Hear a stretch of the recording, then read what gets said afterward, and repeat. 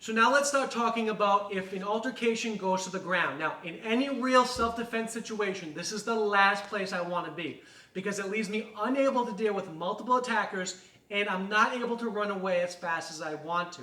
So if it does go to the ground, and there's some reasons why I would want to take it to the ground, my objective is to defend myself quickly and then get back to my feet.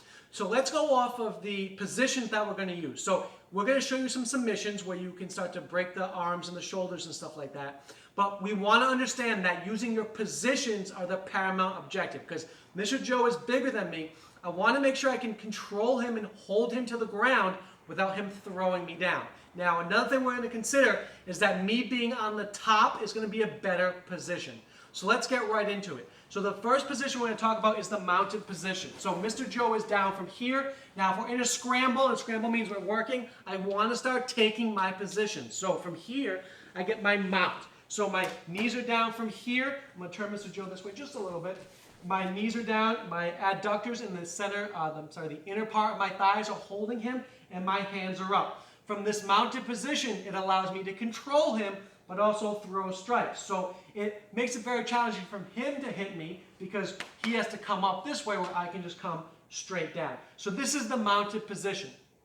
From here, if I thought he was too big for me or I couldn't get my knees flat down, I'm going to just post my leg up like this and then use it from here. Now, from here, you're going to see Mr. Joe try to swiggle out, trying to use his hips to move. I'm trying to control him down. So see how he's trying to move me? I'm trying to keep him down and then keep him down to the mat. This is what this position is for, okay? Now, let's say that I don't have the mount, but I have a cross-body or a side-mounted position. So what this means is I'm going to be cross-body from here. So my elbows in his head, my elbows in his ribs, and my knees on his head, my knees on his ribs. So I'm controlling him from this position.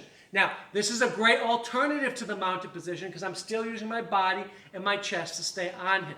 Whenever you're doing any kind of grappling technique or submission, you want to make sure you use your body weight to pin them to the ground. I don't want space, because if I have space like this, he can slide out, and if he slides out, he can start defending himself. So in this cross-body position, I lay my chest on top of him from here. Now, what a lot of people make about the mistake about first learning the side mount is they're too far forward like this. If you're too far forward, he can start to flip me over.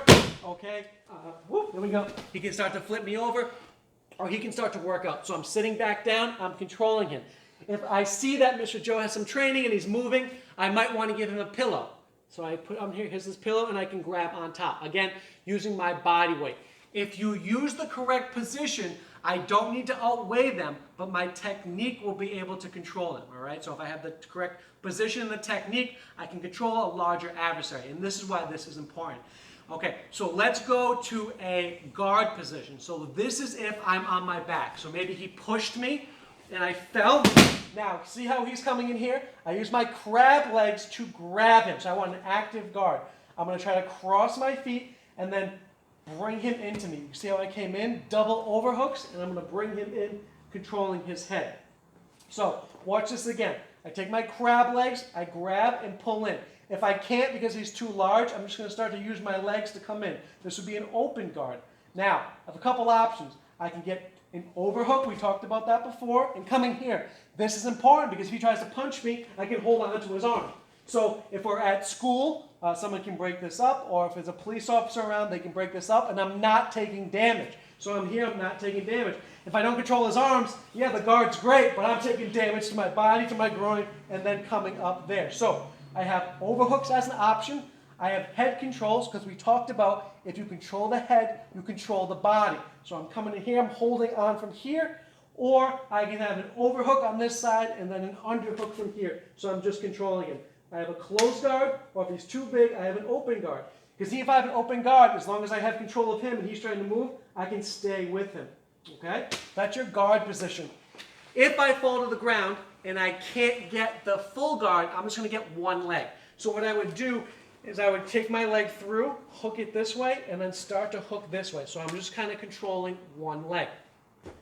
So from this position, this is a position that's going to get me to my full guard. So what happens, I slide out, bring this leg up, and then come back. All right? Let's watch that from this position. If I can only get one leg, from here, I'm in here. I'm going to push, I'm going to shrink back. So say I slid out, this one will come in, and then I'm right back to my full guard. So that would be your half guard position. Now the last one is going to be my back mount. Now let's talk about how we would get this. Say Mr. Joe was on his back first. We'll do it from the mount. Okay? So I had the mounted position. Now, the one thing you don't want to do, that most people will do if they have no training, is turn on their stomach. Why? Because they don't want to get punched in the face. So, knowing my training, as I'm throwing my strikes, he's turning. I'm going to give him room to actually turn onto his stomach. This is a very safe position for me because he can't strike me. So from here, I'm using my mounted position, but on his back. So we're going to call that a back mount. Now, from this position, I'm holding him here, and I can stay low from here. I can start to try to control him, or even put on a little just controlling hold from here. All right? If Mr. Joe tried to kind of what we call turtle up, and he's going to come and get high, I make sure I take my back mount and put my hooks in. I put my hook in here. So if he comes up a little bit, you can kind of see where my hooks are. Okay? And I'm going to become a backpack. So I got my backpack hooks in.